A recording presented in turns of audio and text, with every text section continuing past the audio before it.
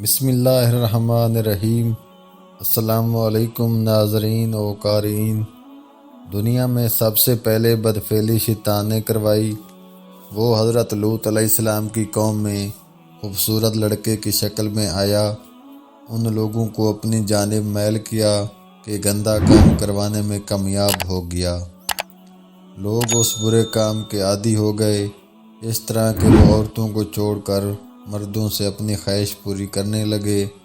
حضرت لوط علیہ السلام نے ان لوگوں کو اس برے کام سے منع کرتے ہوئے جو فرمایا وہ قرآن کریم میں ہے، کیا وہ بے حیائی کرتے ہو جو تم سے پہلے جہاں میں کسی نے نہ کی، تو تم مردوں کے پاس شیوا سے جاتے ہو عورتیں چھوڑ کر، بلکہ تم لوگ حد سے گزر گئے۔ حضرت لوط علیہ السلام کی قوم نے یہ سن کر ان کا کہنا سننے کی بجائے جو جواب دیا اس کا ذکر قرآن کریم میں ہے، اور اس کی قوم کا کوئی جواب نہ تھا مگر یہی کہنا کہ ان کو اپنی بستی سے نکال دو، یہ لوگ تو پاکیزگی چاہتے ہیں۔ اس سے معلوم ہوا غلام بازی یعنی بدفعلی حضرت لوط علیہ السلام کی قوم کی ایجاد ہے۔ اسے لواطت کہتے ہیں۔ یہ بھی معلوم ہوا لڑکوں سے بدفعلی کرنا حرام قطعی ہے، اس کا منکر کافر ہے۔ حدیث پاک میں ہے، حضرت عبداللہ بن عباس رضی اللہ عنہ سے روایت ہے، پیارے آقا صلی اللہ علیہ وآلہ وسلم نے 3 بار ارشاد فرمایا، اس شخص پر اللہ پاک کی لعنت ہو جو قوم لوط والا عمل کرے۔ قوم لوط پر عذاب کون سا آیا؟ جب قوم لوط کی سرکشی اور بدفعلی قابل ہدایت نہ رہی تو ان پر اللہ پاک کا عذاب آ گیا۔ حضرت جبرائیل علیہ السلام کچھ فرشتوں کے ساتھ خوبصورت لڑکوں کی شکل میں حضرت لوط علیہ السلام کے پاس پہنچے۔